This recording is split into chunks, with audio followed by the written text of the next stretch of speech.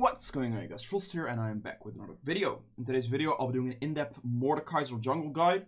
Mordekaiser right now is actually in a pretty good spot after Riot buffed him like twice for jungle to make him a jungler. His passive buffs makes his clear speed just immense, and just based off that, he's like a similar thing to a Karthus. Of course, he doesn't have the global ultimate, but his clear speed is crazy. I actually think Mordekaiser is going to be very strong, like, it's just very strong right now in general. The fact that he's a juggernaut means he's going to be able to win a lot of 1v1s, maybe not so much in the early game, but after a couple of levels, definitely. And overall, not that hard of a champion to play, so I would really recommend you at least try him out. And yeah, let's just get right into the runes for that. So the main rune you want on Mordekaiser is Conqueror. This gives you Adaptive Force, but also gives you Healing, which gives you the Sustain in fights. Stacking Conqueror on Mordekaiser is fairly easy, because pretty much you have your Conqueror fully stacked the moment your passive goes up, really. And that's just gonna be making you the strongest you can. And yeah, there's really no other rune that could compare it to Conqueror for Mordekaiser. Now, to combine that, you want to get Triumph. This is just going to help you sustain. Mordekaiser, in and of itself, like as a champion, doesn't really have that much sustain into his kit. So it's really all about the Conqueror healing and then Triumph to, as soon as you start getting kills, get missing HP back, which is going to sustain you through fights. Now, picking up here, it's Tenacity mostly. If the enemy team doesn't have any hard CC at all, really, then you can also pick up the Alacrity for more attack speed. Attack speed's never bad on Mordekaiser because you need to get those auto attacks. You need to keep getting those auto attacks off. Initially to stack your passive, but also Mordekaiser auto attacks in general do a lot of damage. And yeah, Alacrity is just really it. Now, of course, Alacrity right there only is a thing against not heavy CC comps, which you don't see that much these days because it's really a tank meta and a lot of tanks have a lot of CC, so it's really just mostly Tenacity. Now here, it's either Coup de Grace or Last Stand. I, on Mordekaiser, prefer Last Stand more than Coup de Grace, simply because you don't really have that much sustain. You're gonna, if they try to start bursting you, then you're gonna be lower HP, which means your damage is gonna go up, which means with your damage going up, you're gonna heal more from Conqueror. So it's kind of a balanced thing in that situation. So Last Stand mostly gives you more in a lot of games. Of course, if you are facing more squishy targets that are easily just like dying left and right, they lose a lot of HP, which usually isn't the case because of the meta right now, but then Coup de Grace could still be a thing, and it's really up to that. Usually I tend to go with Last Stand though. Now for your secondary tree, this really has two options. The options are the Sorcery tree or the Inspiration tree. Now Domination kind of could be a thing simply because of the healing from this. Like, this is going to help you sustain through some fights. So if the enemy team is very low mobility, so if they don't really have the mobility to kite you around, then you can opt to go for Ravenous Hunter, because then this will give you more sustain in fights, which is going to be more ideal than anything else. So this is only a thing if they don't really have mobility though, because if they do have a lot of mobility, you need either the Sorcery tree or the Inspiration tree to counteract this. And yeah, so for this it will be Ravenous Hunter, and then at this point it's probably Taste of Blood. You can also go like Zombie Ward or something, but usually Taste of Blood for some little bit of extra healing, because you're really going for that sustain build with this setup. And yeah, now for this setup here, it's pretty much just get attack speed, get some Adaptive Force, and pick whatever is good into the enemy team resistance wise. Just quickly mentioning that. Now this is against low mobility teams. You pick this. If they have high mobility, you're gonna have to choose. Now what I prefer to do is go for the Inspiration tree, simply because if you get magical footwear, you don't have to worry about getting boots really, so you can more so focus towards building your jungle item, building your like next main power item, and this gives you a little bit of extra move speed as well, which helps quite a significant amount later on with like sticking to people, and that's really good there. Now, this synergizes really well then with Approach Velocity. You guys might think, why Approach Velocity? Well, if you have a red buff on Mordekaiser, which you will have as a jungle Mordekaiser quite a lot, you don't really have to worry about that. Also, you have Blue Smite with this setup right here. Definitely need to get Blue Smite. If you have Blue Smite, this will apply to Approach Velocity as well, so you're going to easily be able to stick to any target, no problems there. And this is really good against those high mobility champions, because then you just smite them once, And then with the increased move speed from the magical footwear and also the approach velocity, if you put them in a box with your ultimate at that rate, they're pretty much just stuck there and they cannot get away from you, simply because approach is going to keep giving you that move speed, keep giving you the potential to stick with them, and that's really why you're looking for this. Now this might not be too common, but this is really a really strong setup for Mordekaiser. If you combine this with Blue Smite and a red buff, and potentially a Rylai's as well, they will never get away from you ever again. So if you have the Rylai's, it's pretty much over for them. They're just stuck there. So that's really that. Now, another option to do kind of a similar thing here is get Nimbus Cloak. Nimbus Cloak is really the one you could get if you want to go Red Smite into a certain team. So if they have like high burst or anything like that, you can pick up the red smite to counteract that from happening. So you can lock out a target that's like an assassin or someone that's very good at dueling people 1v1, or if they have multiple of those, then you can pick red smite, lock them in a box, red smite, and put them at a massive disadvantage. And then Nimbus Cloak is still going to give you that increased move speed to be able to like stick with them and they cannot kite you away. And this synergizes really well here with the water walking for river fights, and also just a little bit of roaming speed as well. Now another option instead of water walking could also be Transcendence, since CDR on Mordekaiser really is the cooldown is the only thing that limits Mordekaiser's kit really. So if you can get an extra 10% CDR, since it doesn't really go well into your build, this is going to give you 40% CDR. And that's an option there as well. The main thing in this tree is just a Nimbus Cloak. If you are going for Red Smite, you need to get this tree for Nimbus Cloak to be able to stick with the targets that you are trying to kill. So usually in most of my games, I tend to go for magical footwear with approach velocity, simply because this sticks to the enemy so easily. So really, yeah, that's it for the runes for Mordekaiser. If you have questions on this, make sure to put those in the comments below, and I'm going to go into the item build now. Alright, so for the item build on Mordekaiser, you want to start with a Hunter's Talisman and a refillable.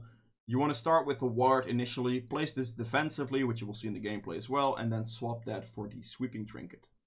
So that's really that. Now this is the item you need on Mordekaiser. You're using your passive to clear most of your camps, or just to clear your camps fast. This is going to proc Hunter's Talisman quite a lot, which is going to sustain your HP, and that's really all you're looking for. The sustain on the HP. Now you don't need the mana sustain, of course, you're playing Mordekaiser. But if you have a Hunter's Talisman and you use your shield effectively in your jungle, you're pretty much never going to lose HP, and you're going to be at 2 potions throughout your entire clear.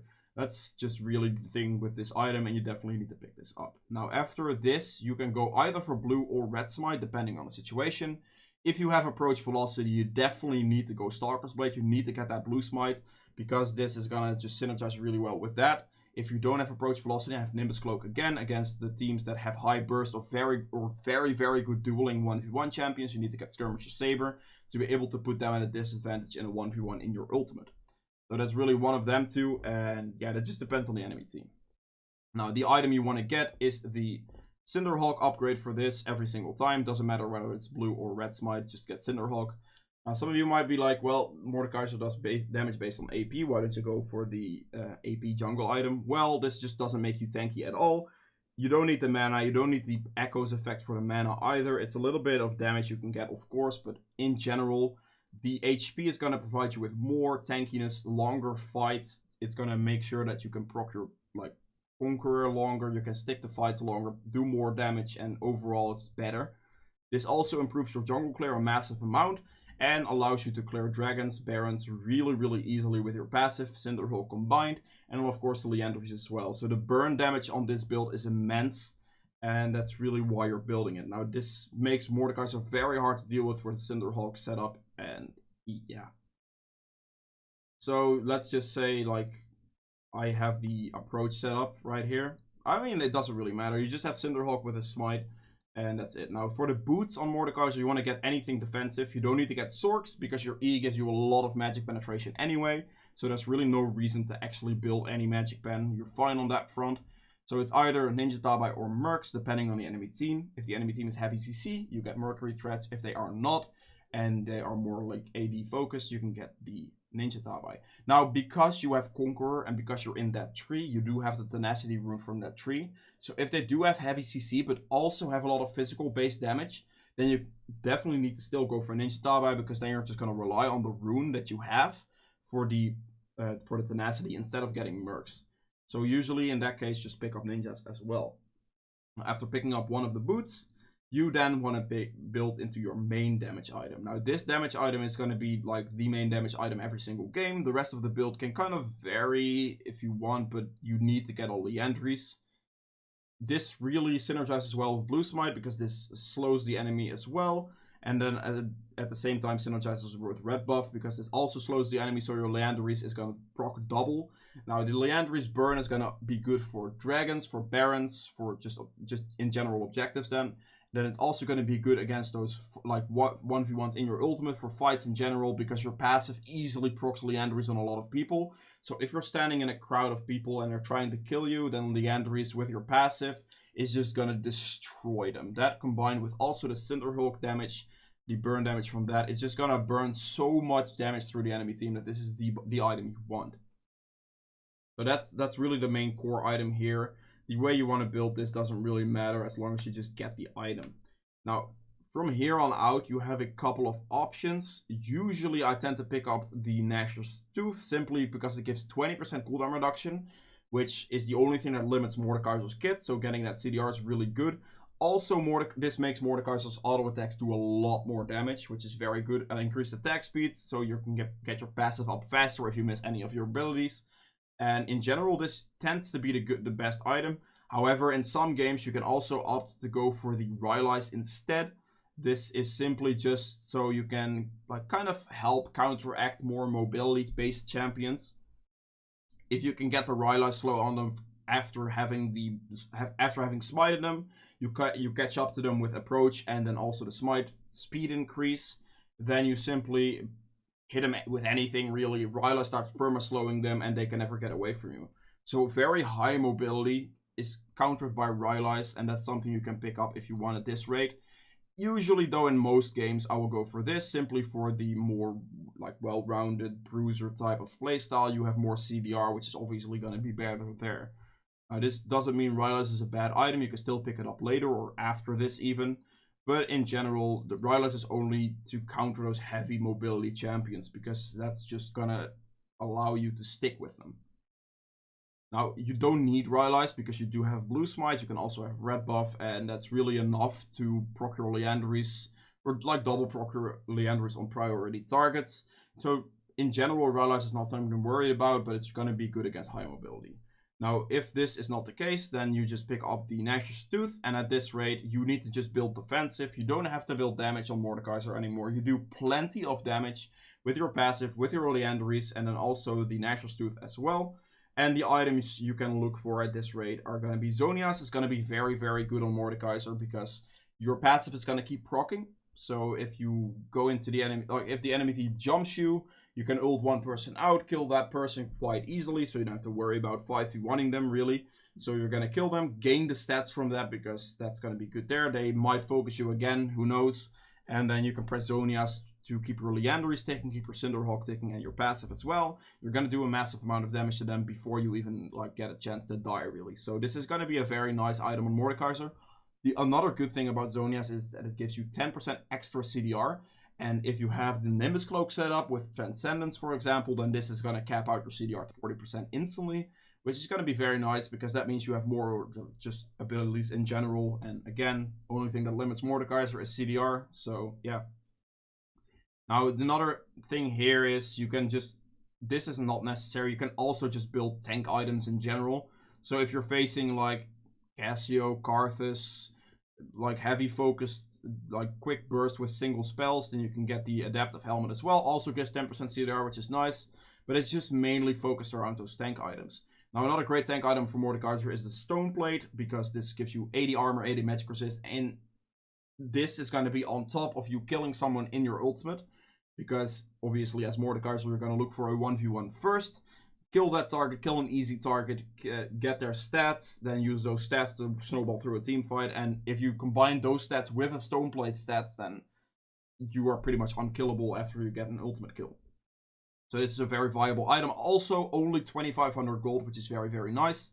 And that could be a thing there as well. Like a usual build for me in a standard game is going to be this. You build this item, get a Zhonya's right after, and then build a Stone Plate.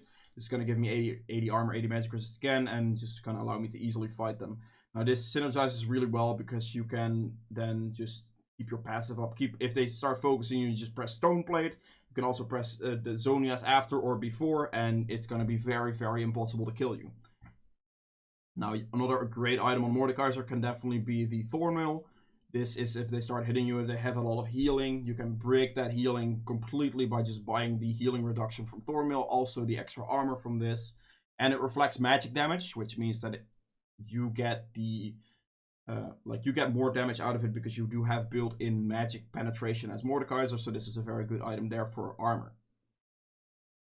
And I believe that should be about it.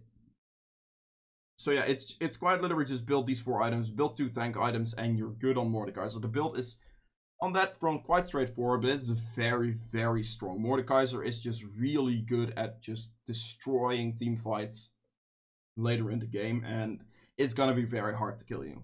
So yeah, that's pretty much been it for the build, guys. If you guys have questions, make sure to put those in the comments below. If you guys have enjoyed this video so far, please make sure to hit the thumbs up button as well. It helps me quite a lot in getting this video out there. And let's just get right into the gameplay section now. Alright, welcome to the gameplay section of this guide. As you can see, I am playing Mordekaiser, of course, into a Jarvan, which honestly, for Mordekaiser, can be one of the worst matchups early game, because Jarvan has a lot of early game pressure, whilst Mordekaiser does not. So that's something to look out for. Apart from that, this should be fine. Mordekaiser's clear speed is really, really fast, and yeah. So the initial thing you want to do is you just want to start whatever buff fits best. You can do whatever. Mordekaiser doesn't require any of them. Usually what I tend to do is I will go for the blue start on this side of the map, so I can clear up, just full clear with Mordekaiser, because you do it really fast. You have your passive just makes it like your clear is completely insane. So the first thing you want to do is, against an early game jungler especially, just reset it about 50 to 55-ish seconds. Place the ward on your other buff, because if he's going to invade me, he's going to most likely go for like a clear that will go for my buff. This ward will spot that, so this ward will counteract the early game stuff Jarvan can do. Now, if he takes my red buff, I'm just going to have to accept it, because he's stronger than me in the early few levels. And I'm just going to keep farming, really. So what I do, if I see him on the ward, I'm not going to try to contest it. I'm quite literally just going to clear these 3 camps, and then go opt for these raptors and his Krugs. His red will most likely be down. If it's not, then I could still opt to go for the red as well, but usually the raptors and Krugs will be left up if he takes this.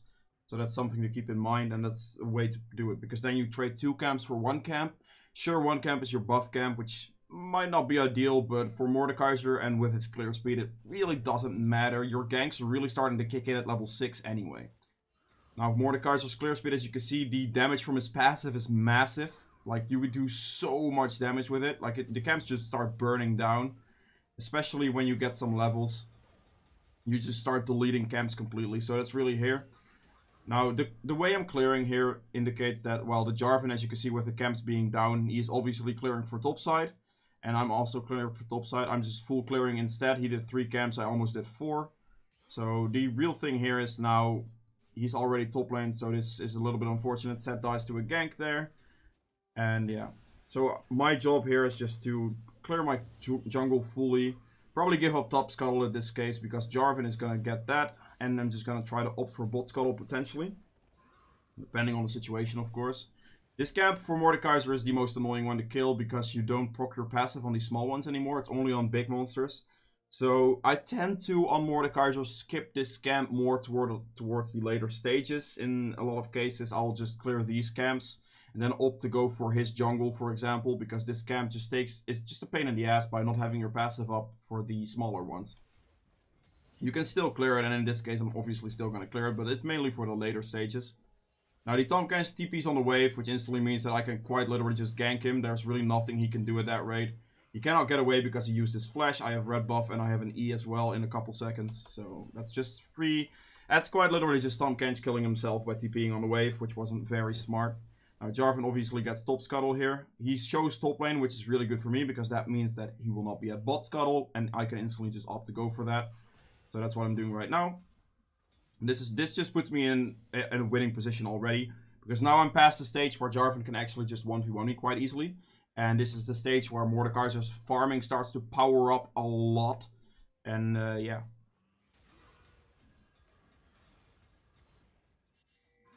Alright, so in this case I'm just doing some camps. I see the Jarvan topside again. So now what I'm just gonna go, instead of doing my camps right here, I'm gonna go for this objective. Mordekaiser is really good at doing dragons. Like he is so good at it. With his passive, with his burn, and also with the fact that he just doesn't take that much damage if you use your shield. Like you can see me using my shield. Like right now, of course, I'm gonna take a little bit more damage since it's early game in Dragon against champions that don't really have items, thus a fair amount. But that clear speed on the Drake was really quick. And that pretty much punishes the Jarvan for going topside, which is really good. Now, I'm gonna obviously punish him even more, because I saw him top. He's never gonna be on his Raptors, so I can easily go and opt for that. Trying to look for a gank on mid, helping this Vel'Koz push, because he doesn't really have that much mana. And that's gonna cost me, because, well, Malzahar ultimate into a Jarvan instantly being there kind of kills me. It's a bit unfortunate. Yeah, helping Vel'Koz push there because no mana was the play, but it didn't turn out too great. Now, so all I really gotta do at this rate is just going back to clearing. Now, we see a fight going on bot with the Jarvan ganking. The good thing about Mordekaiser when it comes to any fight, any gank, you can instantly take one person out with you. Now, the optimal person to pick out, usually, if you're ganking bot lane, is the support. Because that means that the AD carry is going to be on their own, and since the support will make up the majority of the fight, you can easily then pretty much get a double kill. Because that puts your bot lane against a 2v1 against the ADC. Obviously, the enemy jungler is there. You can also pick the enemy jungler if you want. But picking a weak or low HP target is actually good on Mordekaiser, especially for ganking. Simply because you will take the stats after you kill him, and you will kill him really quickly. So you kill the target, and then you can opt to do that. Now, in this case, I should have ulted out the Jarvan right here. I was a little bit late. I didn't do it early. If you ult out the Jarvan here, I would have saved the Jinx, which was a slight misplay on my part. And I ulted him a little bit late there, as you can see. He then presses stopwatch because, well, new stopwatch is the rune. Either way, they get away, which is really unfortunate. I should have ulted there a little bit sooner. You can use your ultimate like that to save people as well, which you definitely should. Now, because of that, I still get Scuttle, which is fine, and I can just go back to clearing my entire jungle. That was a little bit of a misplay on my part, but a good gank from Jarvan either way. So that's all good. I'm just making use of my really good clear speed, as you can see. And again, right here, obviously, I see the top lane play initially. Right, I'll go here. I'll go back a little bit. Alright, so I'm currently right here. At this rate, I see this gank going on. I was like, alright, he's probably dead. I'm never gonna get here in time. So I'm just gonna keep clearing. So he gets here. The thing right here is they push this wave, which costs them. If they should have backed instantly.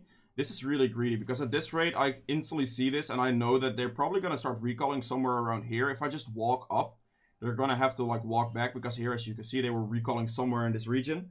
They start walking back, and at this rate, I mean, they cannot get away from me anymore right now. And this is something you really cannot lose on Mordekaiser that easily, because, well, you're very strong in those situations. You're pretty much a juggernaut, so you're very tanky, and you do a lot of damage. So here I pick up my Cinderhawk, pick up my boots, and at this rate, this is the moment where Mordekaiser's power spike really kicks in. Getting that Cinderhawk right here is one of the biggest power spikes you have. This is going to speed up your jungle clear immensely, because the burn on the camps is just going to be really high with your passive combined with Cinderhawk. So you can see those camps pretty much dying instantly. And now it's quite literally just a thing of you can pressure for any ganks with your ultimate. Now in this case, we see a fight going on here, and this really just shows you how strong Mordekaiser is in any fight. You can quite literally just start tanking and hitting people. You're very tanky with the Cinderhawk, and then also the passive / Conqueror will heal you, and then do a lot of damage that way. You have a lot of burn. So get the kill on Jarvan there, instantly means we can get a dragon, and this puts me in a very good position. As you can see with the farm I have, this is one of Mordekaiser's biggest strengths when it comes to jungling. You speed clear so fast, it's insane. And then also the power you have with the ganks. Every time you have your ultimate, you kind of want to look towards using that for a gank, because it's pretty much a free kill every single time if you pick the right targets.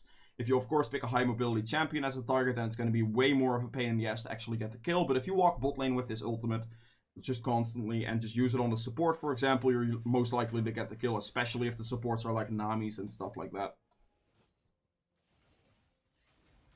So again, as you can see, I'm more so opting not to go for my Krugs, since this is just a pain in the ass camp to kill. I can do it, but in this case, I'm more like, I'd rather go and look for a gank because my ultimate's up, and also maybe look for to invade the Jarvan. Because at this rate, I'm 2 levels up since I farmed way better. He put a lot of early game pressure down, which is what you expect from a Jarvan. But on the other hand, I farmed really fast while still picking up dragons. So this puts our team in a little bit of a better position than the early ganks would. Alright, here, this is just... I mean, at this rate, all you really do, it doesn't matter if you 2v1. In this case, all I need to do is land an ultimate on either one of them and I get a free kill. So this is really just the way you want to use that ultimate. You want to use it to get those free kills, because there is no reason to leave your ultimate up. Every time you have it, you can just walk bot lane, ult the ADC or the support, and you're likely just to get a kill 1v1 as soon as you get like a couple of levels / items going. There's really nothing they can do about it, because it's just, how can you escape a Mordekaiser that's this strong? So right now, it's kind of just back to clearing my camps, seeing whatever I can get. In this case here, you see me just go for his camps instead of going for my Krugs again, which is a main thing. Like the Krugs, you can clear them if you have the option, but in this case, Seth has pressure topside, so I have pressure to look for his camps. Now, looking for the enemy jungler's camps is a very core thing and a very important thing you need to do as a power farm jungler, or a jungler that clears camps really quickly.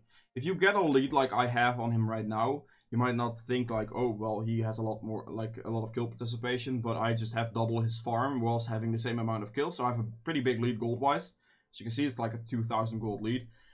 As a Mordekaiser, this means that the enemy jungler is never going to 1v1 you, because you just put them in Death Realm and they're pretty much fucked.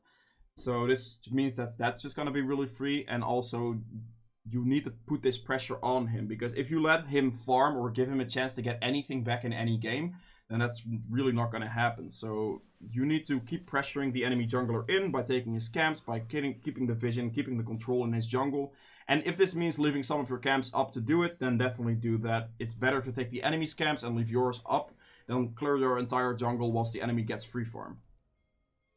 Now, picking up the Leandries is probably the biggest power spike you have. At this moment, you can quite literally just 1v2, 1v3, because, well, Mordekaiser is a fun champ. Like, yeah. So as you can see, I'm just gonna walk up, ult anything. Right here, pick the support.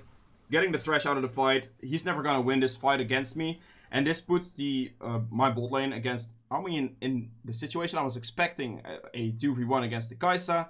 But Jarvan shows up, so that's a little bit unfortunate there. But I'm guaranteed to kill Thresh, and I'm gonna get bonus stats from killing Thresh in the ultimate. Actually, did I kill Thresh in my ultimate in this case? I'm not sure. But you get bonus stats if you kill him in your ultimate. If that doesn't happen, then I guess unlucky. But at this rate, I can just start running at them. Like, I am really tanky. And with Blue Smite, as you can see, you have so much extra move speed. Now, I get Malzahar ultimate here, which is a little bit unfortunate. But with Conqueror and just the sustain / shielding you have, you can quite easily just keep a fight going, as you can see. Not too worried. I have a Soraka behind me as well, so I can just keep walking up. They focused me down quite heavily, but weren't able to kill me, so that's really good there. And that's just really how you want to play a gank / fight. Just pick the support mostly, or just pick a weak target to ult. Because if you kill that target in the ultimate, you get bonus stats for the rest of the fight. Basically, and at that point, if you have those bonus stats and you have like a decent item, decent lead, then you're never going to lose, because those bonus stats are going to be very, very valuable. So here I basically pick up 20% CDR, and it's going to be very, very nice. And it's just up to clearing some more camps wherever I can get it. I see a Jarvan right here. I mean, this is the point where you just have more. You're just Mordekaiser. I don't know if he was memeing me here, but I just ult him either way, and he can never get away anymore. He just dies. Right, time to put some pressure on mid turret. At this rate, the game's pretty much over. Really, at this, you just have to play it out quite slowly, and with Mordekaiser's strength, if you have such a lead, there's really no coming back from this. Also, the nice thing about this game is my Velcros is doing pretty well. So I've got that going for me here as well. Now, the good thing about this build as well, actually, is something you want to remember. If you have Liandry's and with Mordekaiser passive and then also Cinderhulk, your Baron clears very quick. So if you get like your top laner to tank for you, or maybe your support to tank for you, just anyone to tank for you so you don't get the Baron damage debuff, you can do it really fast with the amount of burn damage you have. So that's definitely something you could look for. I'm not sure if I was doing it this game, but you can definitely look for that. Now here again, just a general fight with Mordekaiser. You want to look for this, picking up a like easy target here. I get a Thresh, very easy target. I kill him in ult. I then get bonus stats, which pretty much makes me unkillable at this rate. Especially if you kill like a Thresh who has a good amount of armor / magic resist. They just commit a lot. Don't kill me there, and they kind of just lose the game. So for Mordekaiser, in general, it's very farm-based style, but he's very good at it. Like, his farming is insanely fast. If you have your ultimate up, try to look for a gank, because this means that every gank is pretty much going to be free. Pick a smart target, so pick the target that's going to be the easiest for you to kill. Don't pick a target that's going to be able to 1v1 you, obviously, because then it's just not going to be ideal. You want to pick a weak target, get their stats, and then try to push through a fight with that. And apart from that, keep that dragon control up. You can easily do it. You're doing it very quickly, and overall, this just is how you play Mordekaiser. So play it through. Even against early game junglers like Jarvan, just farm, just play it through. You can get a massive CS lead on them mostly just because you farm so fast. And yeah, that's pretty much it for the Mordekaiser guide, guys. If you have enjoyed this video, please make sure to hit the thumbs up button below. If you want to see more guides from me in the future, make sure to hit the subscribe button as well. Also, champion suggestions for any future guides are welcome. And yeah, see you guys in the next video. Bye!